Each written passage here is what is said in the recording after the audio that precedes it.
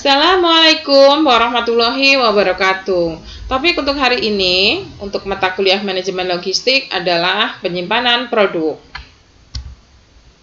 Kompetensi yang diharapkan pada pertemuan ini adalah kemampuan menjelaskan penyimpanan produk, mengenai prinsip-prinsip penyimpanan produk, deskripsi cara penyimpanan beberapa produk, identifikasi jenis-jenis peralatan pendukung penyimpanan.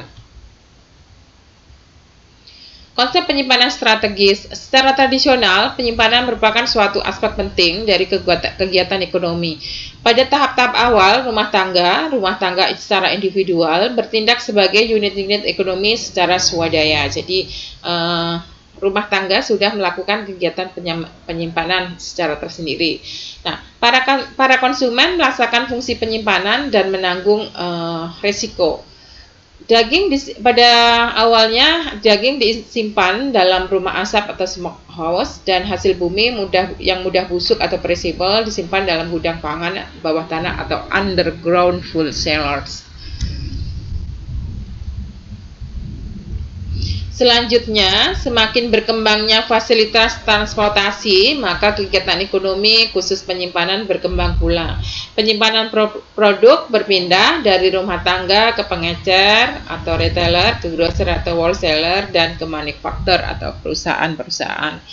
Gudang mulanya digunakan sebagai unit penyimpanan yang bertujuan untuk membantu memenuhi kebutuhan proses pemasaran.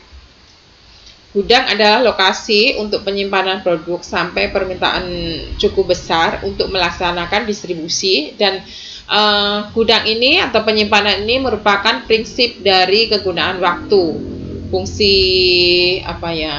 produktif dari kegunaan waktu atau time utility.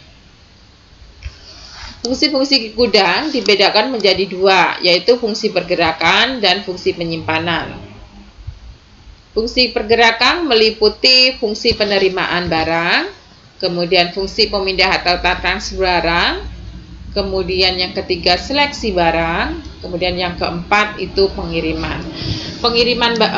Kalau di produk pertanian, contoh misalkan barang masuk ya, ada penerimaan, nanti ada kegiatan administrasi yang dilakukan oleh si pelaku kegiatan tersebut.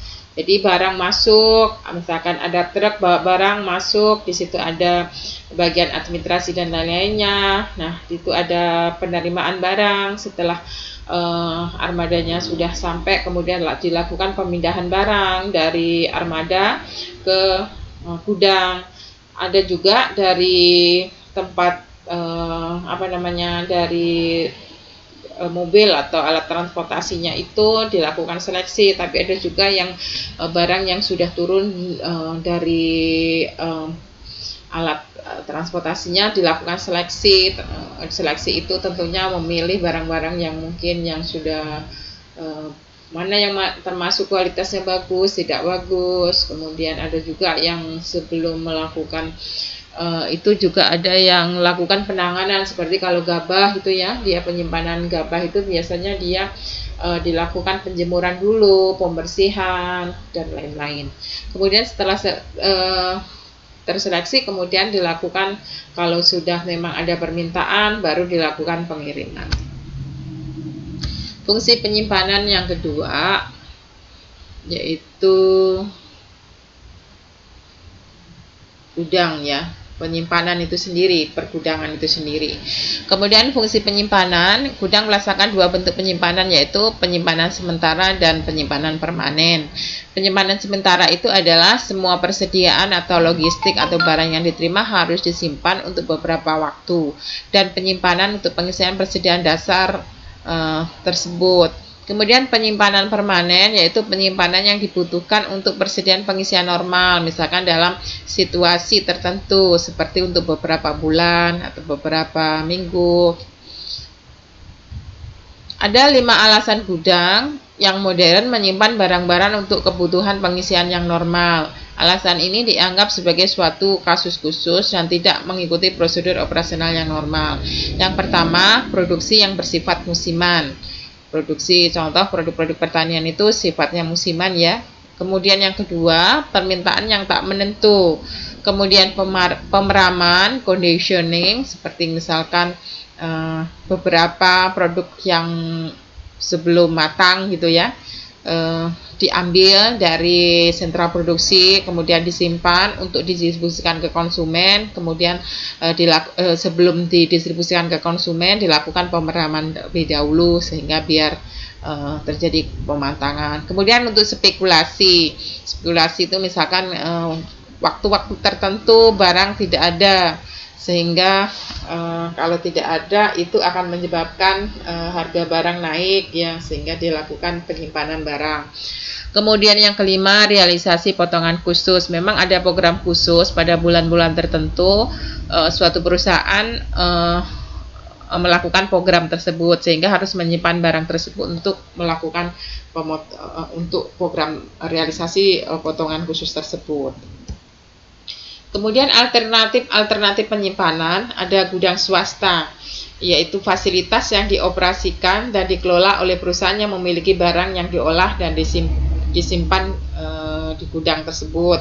Gudang umum suatu bisnis pelayanan dan menawarkan berbagai pelayanan berdasarkan upah atau fee. Kombinasi atau gabungan dari keduanya. Gudang umum dapat diklasifikasikan sebagai gudang barang dagang umum, gudang berpendingin, kemudian gudang komoditi khusus, gudang terikat, gudang barang-barang dan perabot rumah tangga, dan gudang lapangan. Gudang umum melaksanakan 6 pelayanan khusus. Yang pertama, penentuan tempat persediaan atau stock spotting, sortasi distribusi. Kemudian yang ketiga, pemecahan besaran atau breakdown, yaitu pemakaian untuk kapasitas tempat yang luas. Tapi pelayanan ini bukan sebagai tempat penyimpanan, hanya sebagai pengiriman pesanan. Kemudian pencampuran dalam perjalanan, in transit missing. Kemudian konsolidasi, dan yang terakhir untuk pengolahan atau processing, gudang umum untuk aktivitas ringan pembuatan dan pengolahan. Nah, demikian saja untuk paparan materi untuk hari ini. Mohon maaf atas kekurangan. Terima kasih. Saya akhiri. Wassalamualaikum warahmatullahi wabarakatuh.